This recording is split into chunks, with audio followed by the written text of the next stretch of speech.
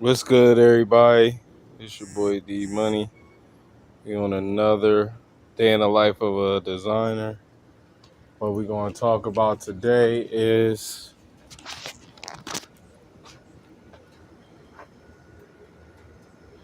the mindset of a creative director. You know what I'm saying? We on another day in the life of a designer. Make sure that y'all like, subscribe, share with your friends and family. Stay tuned for everything that we have in store with the brand when it comes to giveaways, sales and releases. We also got a lot of fashion podcast and the From the Mud collection, and also the From the Mud spoken word album and poetry books available on all the proper platforms, streaming, books, and our website. So definitely tap in. All right. So first and foremost, when it comes to the mindset of a creative director, the first question, like those that are day ones that's been on the chat, feel me? Y'all know I like to ask a question before we get started. And that question is, what's the difference between a designer and a creative director?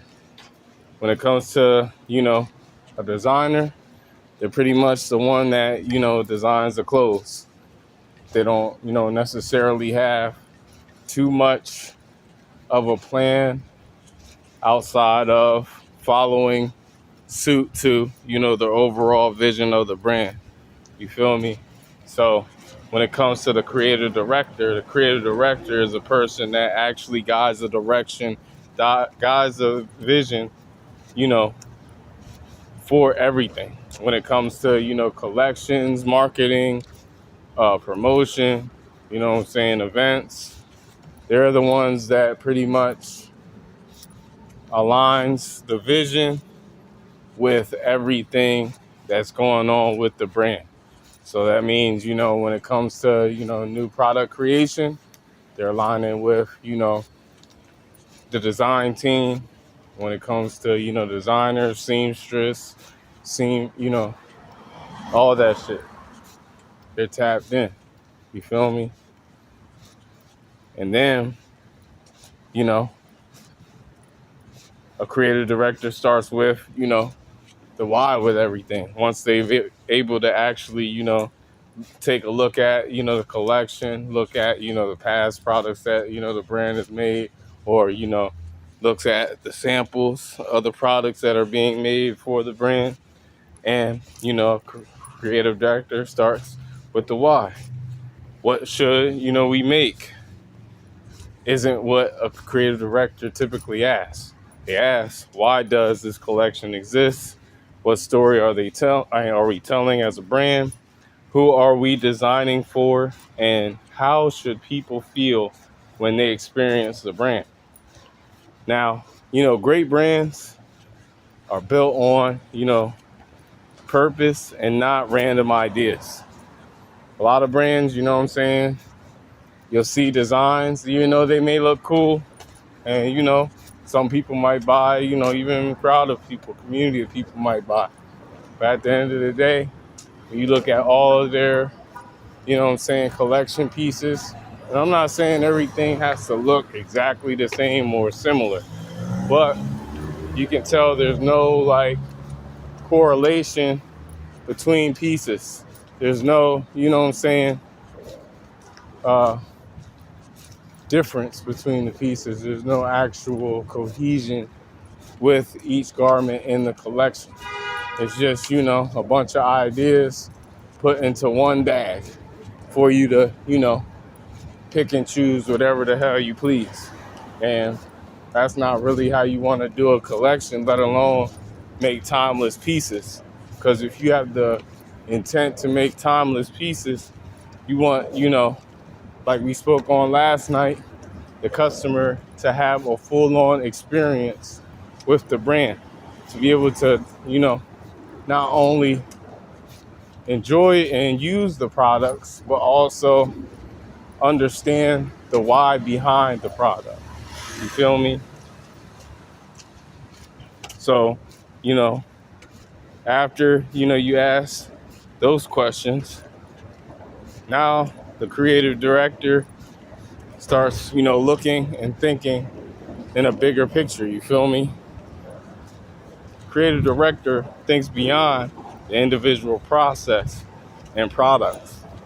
They are the people that actually consider the next collection, the next campaign, the, photography, the website, the packaging, the music behind all, marketing campaigns, the runway or presentation for, different events, and, the social media content along with the overall customer experience. You feel me? Every touch point, should feel like it belongs to the same world. So, when it comes to the collection, that's that's the starting point for everything. That's the foundation outside of, the brand identity. Then, you got the campaign, which is, not even just the collection itself, but, the whole experience behind it, which means, the events that you plan to be a part of, or, you plan to host or put together.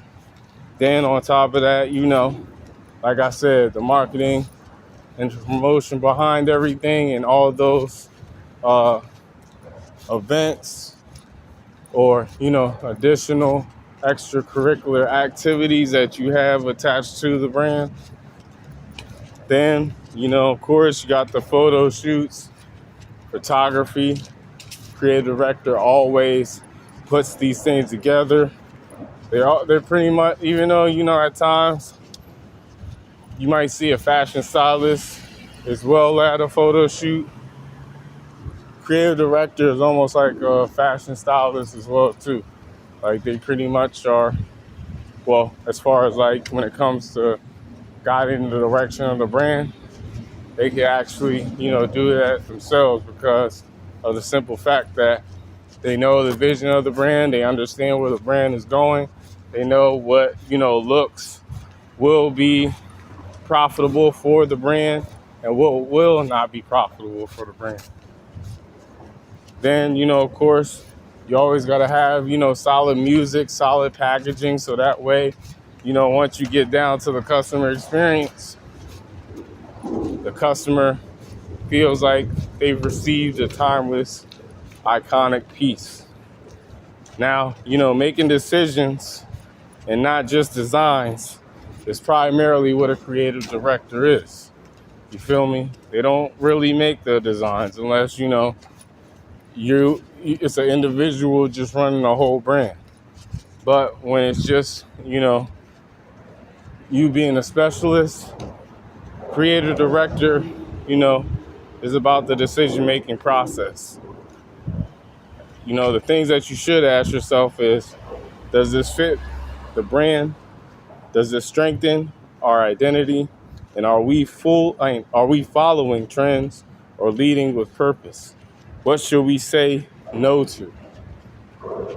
That's the biggest thing. What things should you say no to? And there's a lot of things that you should say no to, especially when, you're first starting out. You're going to want to collaborate with a lot of people, especially your friends. You're going to have to say no sometimes to that. Just because people is weird.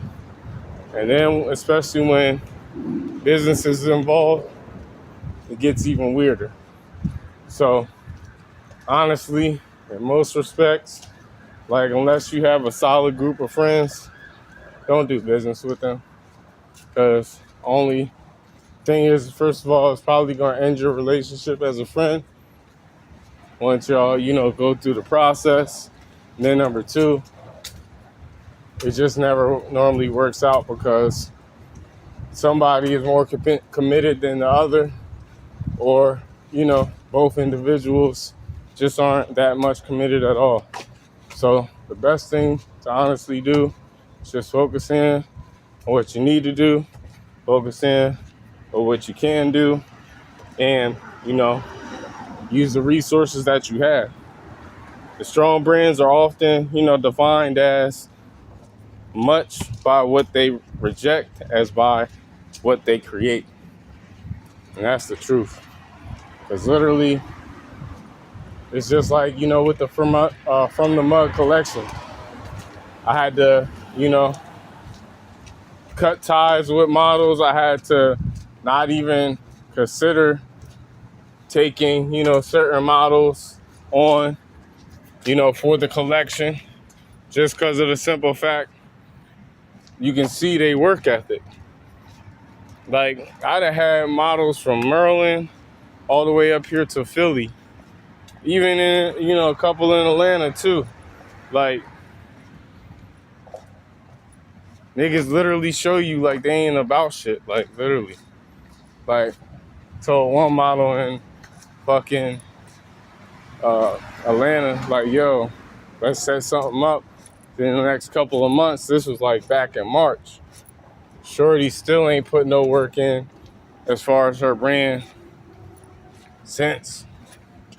Like, she wasn't even really putting in work then, but she definitely ain't put shit in then up until now. So that just show you, like, niggas really be out here waiting for a paycheck instead of actually putting work in. And then, there is some models that actually be putting work in, but, they feel like they done did a couple of jobs already.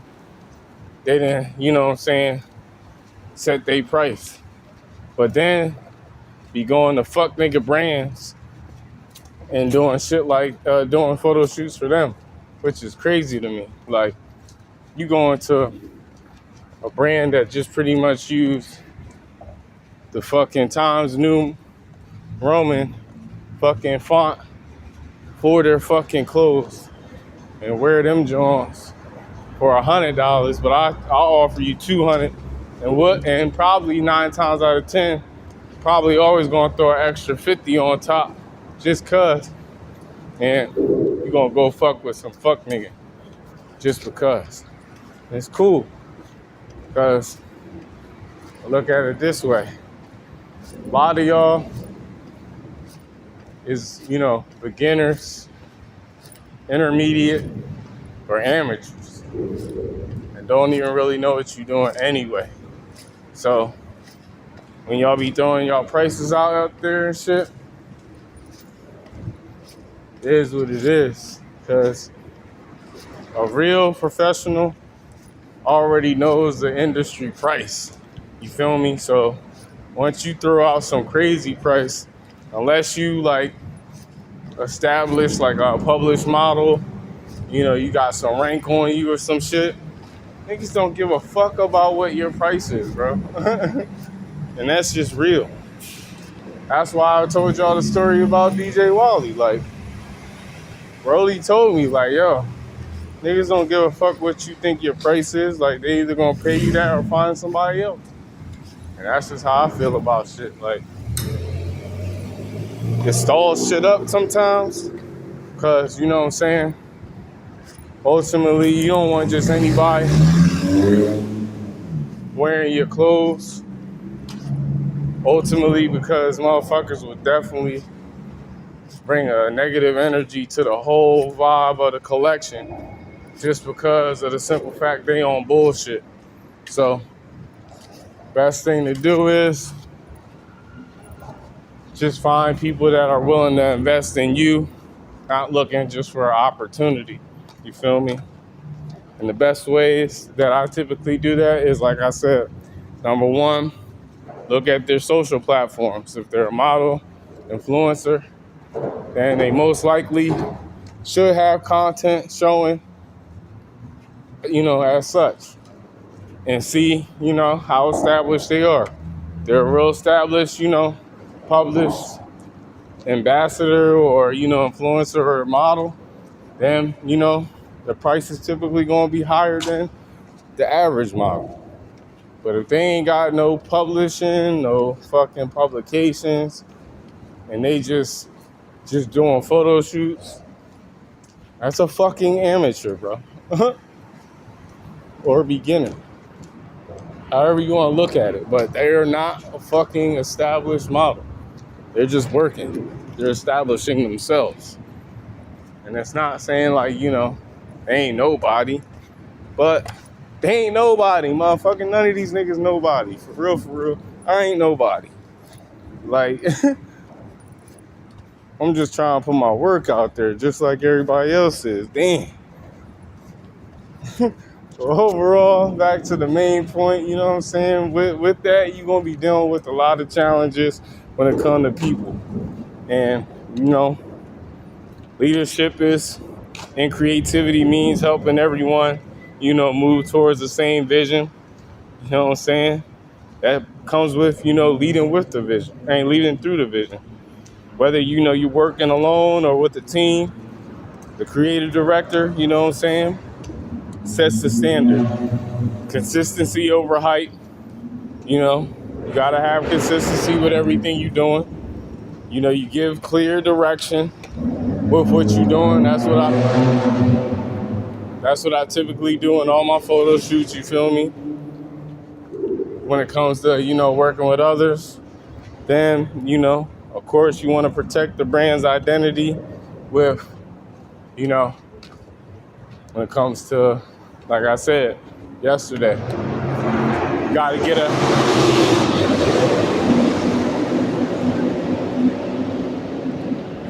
LLC, you know what I'm saying, for your brand, number one. Primarily either an S Corp or C Corp, just so that way you can, start developing the business aspect of things, set up a credit line eventually, as you build your business name and finances. Then, trademarking and copywriting, different written and audio, content that helps you to gain royalties wherever, it's placed on a platform or whatever. Like, once you have copyright and trademark paperwork, you get royalties once you register the work. You feel me? Automatically, every fucking time. You ain't even gotta fucking go check for that shit. That shit automatically just gonna hit your account every fucking time. So, yeah, man, that's why I say, like I said yesterday as well too, and even in some of my streams, like you gotta stay focused on the long-term vision, even when the short-term results are slow. Then on top of that, when it comes to being a leader, when it comes to being a creative director, you gotta be a visionary. So you gotta be able to show people, explain to people, understand people and how they understand things. So that way you'll be able to explain the proper, things skill sets that they'll need in order to develop along the way. When it's times where, they make mistakes and they need, your guidance. You can't be yelling at motherfuckers unless, it's warranted. But otherwise, you don't really need to yell at nobody in order to get your point across unless, they just don't want to be there. That's just your sign right there. Like, oh, yeah, they don't want to be here. Fire their ass. Otherwise, you don't got to yell at nobody in order to get your point across. As long as you show people by leading by example, putting in the work every day, and then showing them how it's done, your brand will go a very long way. So, ultimately, when it comes down to things, the main thing is that are you creating content or are you building a world where people want to be a part of? You feel me? If someone saw your work without your name on it, would they, still recognize your style? What's one decision you can make today that, better reflects your long-term vision? As a designer, creating pieces is just, prevalent.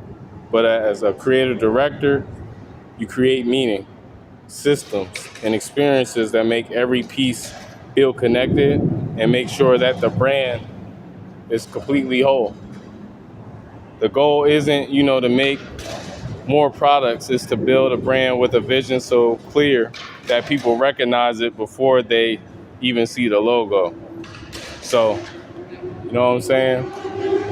If you're the designer for your brand and the creative director, you got to learn how to do both. You got to learn how to, foster a vision, nurture a vision, and make that motherfucker into reality.